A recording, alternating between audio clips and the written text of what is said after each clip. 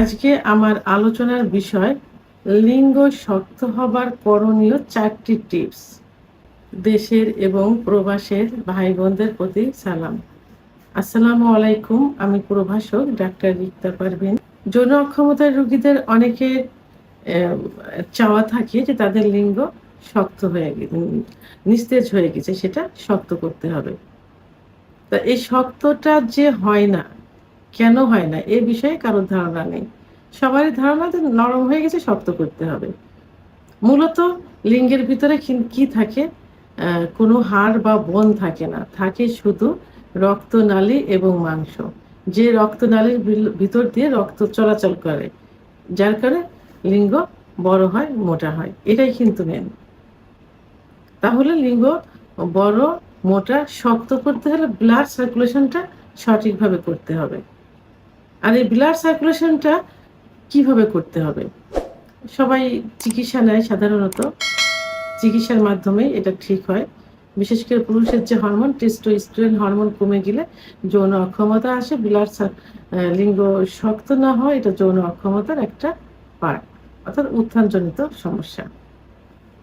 তো অনেকে প্রাথমিক অবস্থায় দেখা যায় যে একটা কমপ্লেন থাকে তাদের যে আমাদের ইচ্ছা হয়, পার্টনারের কাছে গেলে ইচ্ছা হয়, কিন্তু লিঙ্গ দাঁড়ায় না। তো এর জন্য তারা বিভিন্ন ডাক্তার দেখায়, পরীক্ষা নিরীক্ষার মাধ্যমে চিকিৎসা নেয়। অনেক সময় চিকিৎসাতে কাজ হয় না। আবার অনেকে কিছু থেরাপি নিয়ে থাকে, অনেকে সার্জারিও করতে চায়, যে ছোট হয়ে গেছে, বড় করতে হবে, চিকন হয়ে গেছে, মোটা করতে হবে, সার্জারি করতে চায়। তো এখন বিভিন্ন ধরনের সার্জারি বের হয়েছে, থেরাপি বের হয়েছে। তো অনেক সময় দেখা যায় যে সার্জারিটা অনেক ব্যয়বহুল হয়ে থাকে, আবার এটাতে সাকসেসও হয় না। ওষুধ খেয়েও অনেকে সাকসেস হয় না, আবার অনেকে ওষুধ খেতে চায় না। তারা তখন কি বলে যে এমন কোনো টিপস আছে, এমন কোনো ব্যবস্থা আছে যে ওষুধ ছাড়া এটা ঠিক করা যায়। তো আজকে আমি এই বিষয়ে ওষুধ ছাড়াই লিঙ্গ উত্থান হওয়ার বিষয়ে কিছু আলোচনা করব, অর্থাৎ কিছু টিপস বলবো। এই টিপসের প্রথম যেটা বলবো, সেটা আমি প্রথমেই বলবো যে এখন ইউটিউব চ্যানেল সার্চ দিলে দেখা যাবে যে কেগেল এক্সারসাইজ, অর্থাৎ কেগেল এক্সারসাইজ লিখে সার্চ দিলে চলে আসবে। এখানে কিছু ব্যায়াম আছে। এই ব্যায়ামগুলো ইউটিউব চ্যানেলে থেকে সুন্দর করে আপনারা দেখবেন, দেখে বুঝে। খুবই সহজ কিন্তু এই ব্যায়ামগুলো, 3-4টা ব্যায়াম থাকে, খুবই সহজ। এইগুলো যদি নিয়মিত একটু করতে থাকেন, তাহলে কিন্তু লিঙ্গের ভিতরে ব্লাড সার্কুলেশনটা শুরু হয়ে যাবে। তো অনেকে আবার বলে যে ব্লাড সার্কুলেশনটা কিভাবে হয়, কি অনেকে বুঝতে পারে না।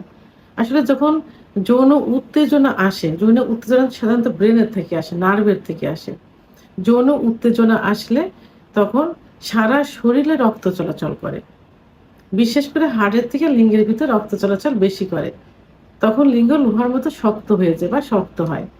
এই রক্ত চলাচল যদি না করে বা কমে যায়, অর্থাৎ ব্লাড সার্কুলেশন যদি কমে যায়, তাহলে লিঙ্গ আস্তে আস্তে নিস্তেজ হয়ে যায়, চিকুন হয়ে যায়। লিঙ্গের ভিতর শিরাগুলো প্রসারিত না হয় না, যার কারণে কি হয়, লিঙ্গ ছোট হয়ে যায়, নিস্তেজ হয়ে যায় এবং নরম হয়ে যায়। তাই কেগেল এক্সারসাইজ করলে লিঙ্গের ভিতর যে রক্তনালীগুলো সংকুচিত হয়ে গেছে, সেগুলো প্রসারিত হয়, ফলে ব্লাড সার্কুলেশন বৃদ্ধি পায়, লিঙ্গ শক্ত হয়, অর্থাৎ আগের অবস্থায় ফিরে আসে। দ্বিতীয় নাম্বার যেটা বলবো, সেটা হলো এই ব্যায়ামটা খুবই সহজ একটা ব্যায়াম। অর্থাৎ এটা একটা থেরাপির মতো, ব্যায়াম থেরাপির মতো। এটা হলো নাক দিয়ে নিঃশ্বাস টানতে হবে। নাক দিয়ে বসতে হবে এভাবে, নামাজে যেভাবে যায়, নামাজে বসে ওভাবে বসলে হবে। জোরে করে নিঃশ্বাস এইভাবে নাক দিয়ে টানতে হবে, টেনে মুখ দিয়ে এটা ছাড়তে হবে। নাক দিয়ে টেনে একটু বন্ধ করে রেখে মুখ দিয়ে এটা ছাড়তে হবে। তাতে কি হবে যে ব্লাড সার্কুলেশনটা বৃদ্ধি পেয়ে যায়। বিশেষ করে এইটা করলে রক্তের ভিতরে কি থাকে, রক্তের ভিতরে নাইট্রিক অক্সাইড থাকে। এই নাইট্রিক অক্সাইডটা এই এক্সারসাইজের কারণে বৃদ্ধি পেয়ে যায়। আর এই নাইট্রিক অক্সাইডটা অতিরিক্ত বৃদ্ধি হওয়ার কারণে লিঙ্গের ভিতরে যে শিরাগুলো থাকে, এই শিরাগুলো প্রসারিত করতে সাহায্য করে এই নাইট্রিক অক্সাইড।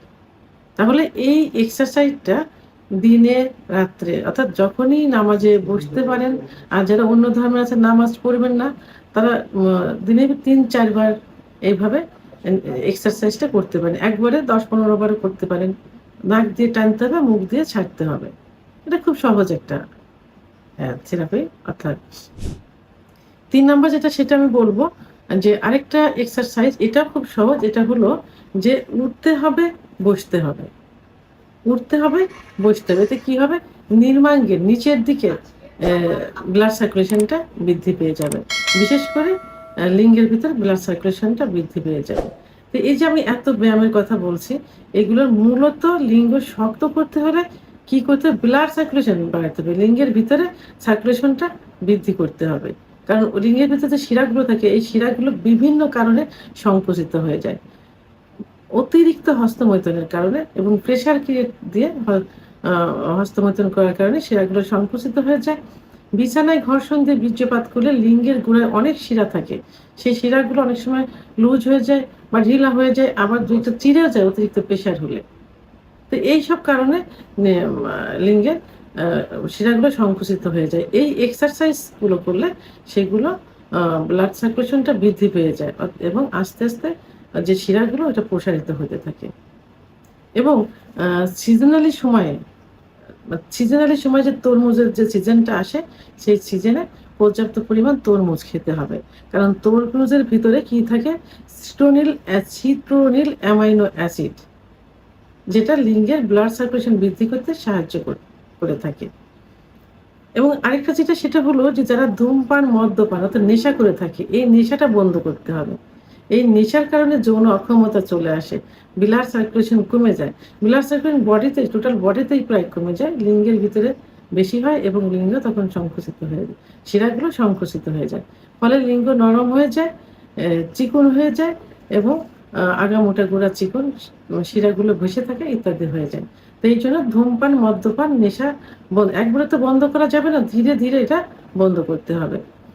এবং অপর যে সেটা হলো সুগার জাতীয় খাবার বন্ধ করতে হবে। তাহলে এই যে 3টা এক্সারসাইজ বললাম, নাক দিয়ে নিঃশ্বাস টানতে হবে, মুখ দিয়ে ছাড়তে হবে, উঠ বস করতে হবে এবং কিগেল এক্সারসাইজ করতে হবে। এই 3টা এক্সারসাইজ আয়ত্ত করতে হবে, নিয়মিত করতে হবে। আর যে খাবার তরমুজ খেতে বললাম, এটা খেতে হবে। ধূমপান বন্ধ করতে হবে, সুগার জাতীয় খাবার বন্ধ করতে। এগুলো যদি একটু কন্ট্রোল ঠিক মতো করা যায়, তাহলে কিন্তু লিঙ্গ পূর্বের অবস্থায় ফিরে আসবে, ব্লাড সার্কুলেশন বেড়ে যাবে, লিঙ্গ শক্ত হবে, মোটা হবে, বড় হবে। ভিডিওটি সম্পর্কে যদি কোনো মতামত থেকে থাকে অবশ্যই কমেন্টসের মাধ্যমে জানাবেন। ভিডিওটি ভালো লাগলে লাইক, কমেন্ট, সাবস্ক্রাইব করে আমার সঙ্গে থাকুন। আল্লাহ হাফেজ।